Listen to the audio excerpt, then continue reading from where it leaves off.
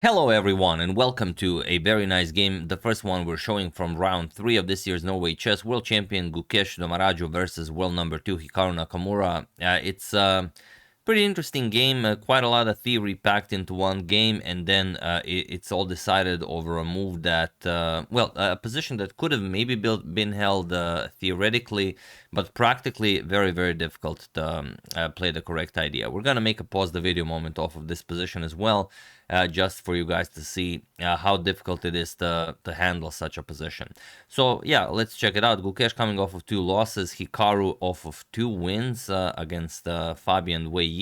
So let's see if Hikaru can make it 3 out of 3, or can Gukesh maybe win his first matchup.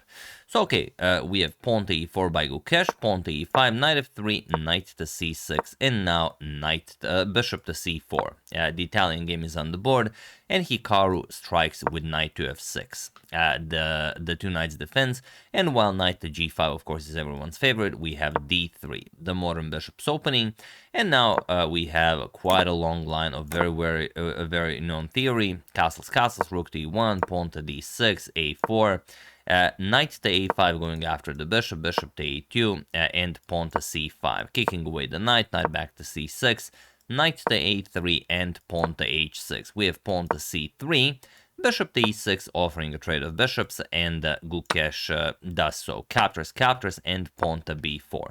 Again, all very well known, and pretty much all of these are top engine moves. We have pawn to b6, knight to c4, and now it is Hikaru who goes out of theory, or rather, he deviates not just from known positions, but also he makes a move that is at least a little bit questionable. There is a game queen to c7 was played. Yehuda Grunfeld played it against Anton Demchenko in the 2015 European Championship, and it's one of the top engine recommendations. But Hikaru played queen to e8, and he makes it a little bit of a problem for himself to navigate around. Gukesh immediately strikes with, and of course it is by far that it is as of queen to e8 that we have a completely new game. So okay, pawn to b5, Gukesh grabs more space here, knight to d8, and now pawn to d4. Immediately striking in the center, we have a couple of trades, captures, c captures, and bishop to b4 now, threatening the d6 pawn. And there are two ways you could go about this. You could play e5, you could play d5, or you could just play knight captures on e4. e5, keeping the position blocked, allowing knight captures on d6 is nice, but Hikaru decides to go for knight captures on e4. d5 is very interesting because after, for example, captures, and e captures on d5, you can play knight captures, and then white gets a knight on e5. You cannot kick it away, there are no pawns.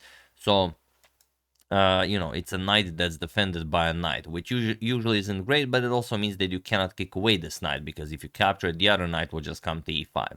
So it would be, a very time draining for Hikaru to play this. So instead, after bishop to b4, knight captures on e4, we have rook captures on e4, and pawn to d5. This is the other way you can do it.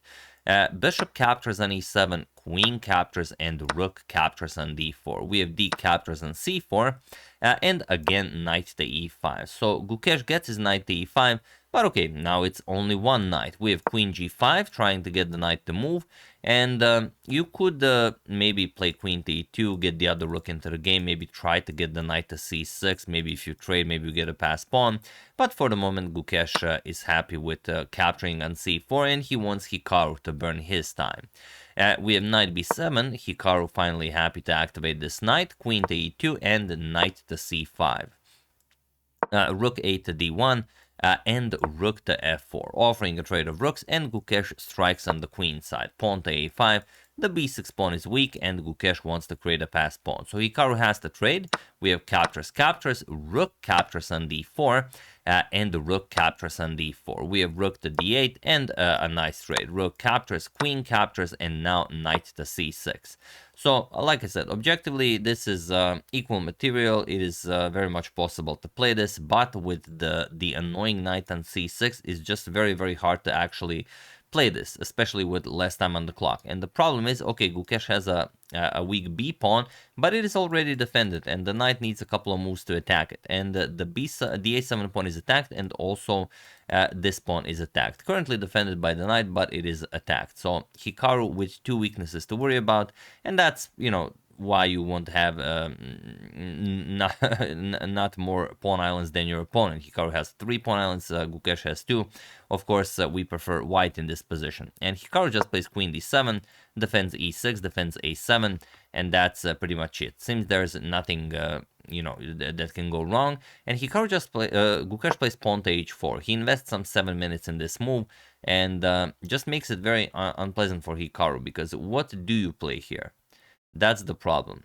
Gukesh will just grab more space on the king side, play pawn to h5, bring the queen over to e5, and Hikaru does not have a useful move. And to make matters worse, there's only one move that doesn't really lose the game for Hikaru. So what would you play here, just for fun, to see how difficult it is to defend this?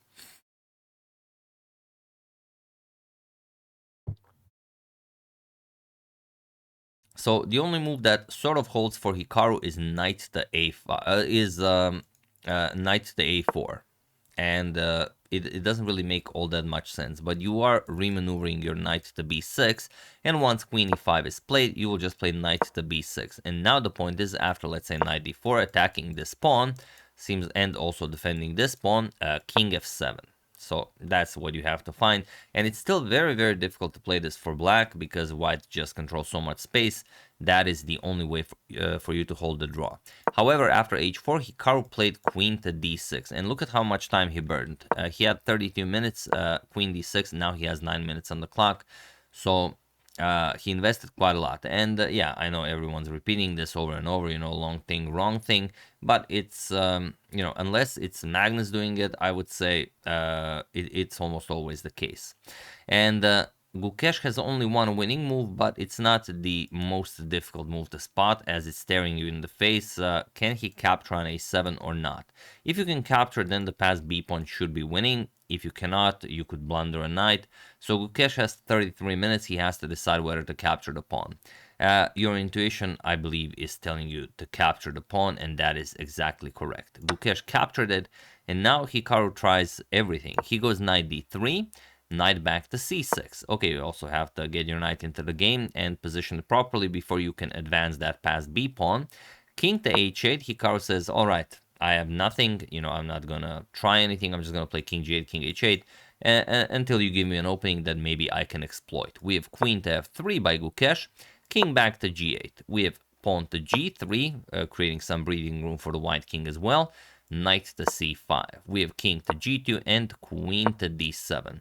Now, if the knight moves, you could lose the b5 pawn, so queen to f4, and queen to d5 with check. We have king to h2 and king to h7. Again, Hikaru just waiting to see what Gukesh will do. Queen to f7, and now knight to d3. With some threats maybe against the white king. Maybe if you can get your knight to e1, maybe you can checkmate the white king. But still, that's a lot of moves in a position where Gukesh is better. And there's only one winning idea for Gukesh here, but I'm pretty sure, yeah, I mean, you guys are amazing players. You see it even without it. And I've already kind of spoiled it for you. I told you that black needs 2 moves to, you know, end the game. So, of course, white needs to do it faster. White also needs 2 moves, but it's white to move. So, of course, knight to e7. I congratulate everyone, as I know everyone saw it. Including all of the uncles watching, and that's it. Now, of course, you're not in time for knight e1, as queen to g8 is mate in 1. So Hikaru has to defend this. He played queen to d8, and now Gukesh just played queen, captures on e6, grabs yet another pawn. Now he's up 2 pawns, but also, you know, if Hikaru makes a weird move, he's just gonna get checkmated.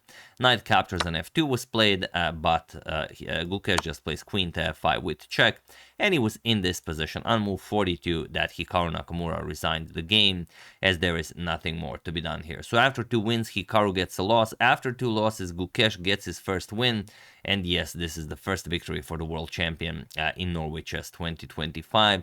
And I'm pretty sure it's you know, not Hikaru not being the happiest with this one, because he already defeated Magnus, albeit in Armageddon, He was hoping to, you know, stroll his way around the tournament until he faces Magnus again. Gukesh said not today, and he evens out the playing field. We'll see what happens in the other games, and then we're going to discuss the standings. So here you resign because once you move, of course, you're not going to capture and then allow this knight to be lost. But first you're going to give a check, and if black insists on attacking the knight, you're just going to give another check, knight e5 check. And after the king moves, you're just going to take a free piece, and that's it. There's no counterplay here. There are no checks, and of course you resign. You're down a piece. You have the b pawn to worry about completely winning. So what's interesting also, I find that Gukesh does not go into Armageddon. He finishes all of his games in classical. You know, doesn't matter, win or lose. So yeah, that's the game. Hope you guys enjoyed it. Big congratulations to Gukesh on achieving his first victory in the tournament. Not only that, he takes down world number 2 Hikaru Nakamura in classical. That's a pretty big blow to Hikaru's rating, as he's over 2800. You know, those guys are really watching their rating. But yeah, what are you going to do? I would like to thank Nidhi Kumar, Marcus Shib, Marius Klimek, Zeni, and Juan for your contribution to my channel. Thank you a lot. I really appreciate it. As usual, you can check 2 of my previous videos here. Thank you for watching, and I will see you soon, most likely with the next game from the Norway Chess 2025. Thank you all. I will see you soon, and have an excellent rest of your day.